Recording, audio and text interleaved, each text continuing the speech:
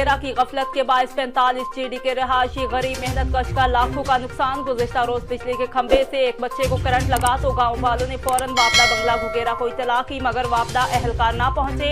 बच्चा अभी तक अस्पताल में जेरे इलाज है। केसी खंभे से आज गरीब मेहनत कश की भैंस को करंट लग गया, जो मौका पर ही हिलाक हो गई। गरीब मेहनत कश ने एसपी वापडा और डिप्टी कमिश्नर उकाड़ा से माली इमदाद की अपील की है और जिम्मेदारान वापडा अहलकारों के खिलाफ महकमाना कार्रवाई का मुतालबा किया है।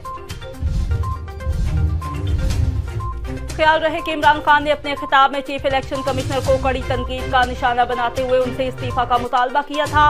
उन्होंने कहा कि जैसा इलेक्शन उन्होंने पंजाब में करवाया है, अगर आइंदा भी ऐसे ही इलेक्शन हुए तो बहरान बढ़ेगा। इलेक्शन कमीशन धांधली रोकने में बुरी तरह नाकाम हो गया। चीफ इलेक्शन कमिश्नर ने नून लीग को जितवाने की पूरी कोशिश की।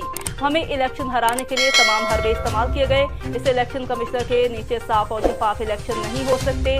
चीफ इलेक्शन कमिश्नर फौरी इस्तीफा दें, हमें उन पर एतमाद नहीं। चीफ इलेक्शन कमिश्नर ने जो बददियानती की है उसकी मिसाल नहीं मिलती। हम 8 केसेस उनके पास लेकर इलेक्शन कमीशन के पास गए, लेकिन हमारी दरख्वास्तें रद्द की गई। इलेक्शन कमीशन ने सारे फैसले हमारे खिलाफ किए। उन्होंने कहा कि बैरूनी साजिश के तहत हम पर इम्पोर्टेड हुकूमत मुसल्लत की गई और अब कौम ने साबित कर दिया कि हम किसी की गुलामी के लिए तैयार नहीं हैं। जब हम एक कौम बन जाएंगे तो हमारे सारे मसाइल हल हो जाएंगे। आज पाकिस्तान दिवालिया होने वाले ममालिक की फहरिस्त में चौथे नंबर पर है। मोडीज ने पाकिस्तान की रेटिंग मनफी कर दी है। रेटिंग मनफी होने का मतलब हमें कर्जे भी महंगे मिलेंगे। खदशा है कि वापडा को डैम बनाने के लिए अब पैसे नहीं मिलेंगे। जब से ये आए हैं ज़र मुबादला के ज़खायर आधे रह गए हैं। IMF से मुआहदे के बाद रुपया मजबूत होना चाहिए था, लेकिन मजीद गिर गया। मुस्लिम लीग नून की नायब सदर मरीम नवाज का कहना है कि इलेक्शन कमीशन पर इमरान खान का अटैक वो धांधली नहीं जो हुई ही नहीं, बल्कि फौरन फंडिंग फैसले का खौफ है। इमरान खान के खिताब के बाद अपने एक ट्वीट में मरीम नवाज ने कहा कि अपनी ही 20 सीटों पर 5 हार जाने पर ज्यादा सामने आने की जरूरत नहीं। इलेक्शन कमीशन पर आपका अटैक वो धांधली नहीं जो हुई ही नहीं, बल्कि फौरन फंडिंग फैसले का खौफ है। आपको मालूम है कि इसमें आपके खिलाफ नाकाबिले तरदीद शवाहिद सामने आ चुके हैं, जिनका मंजर-ए-आम पर लाया जाना नागुज़िर है। उन्होंने इलेक्शन कमीशन से मुतालबा किया कि वो फौरन फंडिंग केस का जल्द फैसला सुनाए। पाकिस्तान तहरीक-ए-इंसाफ के रहनुमा शहबाज गिल ने खुद के साथ हवालात में पेश आने वाले वाक़यात बयान कर दिए। निजी टीवी ARY न्यूज के प्रोग्राम में गुफ्तगू करते हुए शहबाज गिल ने कहा कि उन्हें जानबूझकर ऐसे हवालात में रखा गया जहां इंतहाई गंदगी थी। उन्हें हवालात में बंद करने के बाद कैमरा भी लगाया गया ताकि नजर रखी जा सके।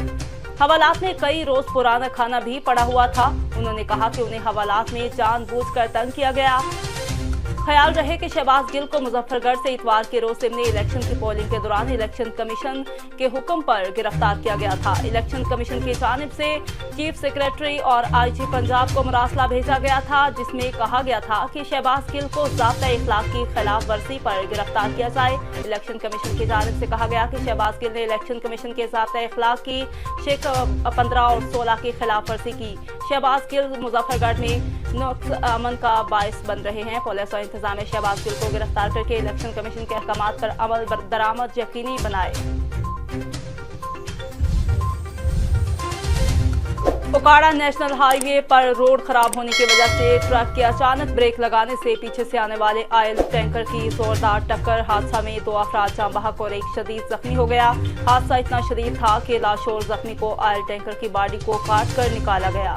लाशोर जख्मी को 112 की मदद से करीबी अस्पताल मुंतकिल कर दिया गया। मोटरवे पुलिस की जानिब से रोड को क्लियर करवाने के लिए इमदादी कार्रवाइयाँ जारी है। ट्रक और ऑयल टैंकर लाहौर से साहिवाल की तरफ जा रहे थे। मरने वालों की शनाख्त जफर और अब्बास के नामों से हुई है।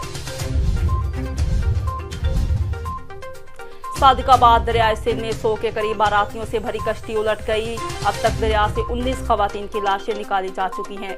निजी टीवी एक्सप्रेस न्यूज के मुताबिक दरियाए सिंध में कश्ती के जरिए खरोड़ से माचका बारात जा रही थी। कश्ती में 100 के करीब अफराद सवार थे, ताहम कश्ती माचका के करीब उलट गई। हादसे के नतीजा में मुतअद्दिद अफराद दरिया में डूब गए, जबकि कई बारातियों को मुकामी लोगों ने अपनी मदद के तहत बचा लिया। डिप्टी कमिश्नर रहीम यार खां के मुताबिक दरिया में डूबने वाले 19 अफराद की लाशें निकाली जा चुकी हैं। ये लाशें खवातीन की हैं। अफसोसनाक हादसा ओवरलोडिंग के बायस पेश आया। दरिया सिंध में डूब जाने वाले अफराद की तलाश में रेस्क्यू ऑपरेशन जारी है।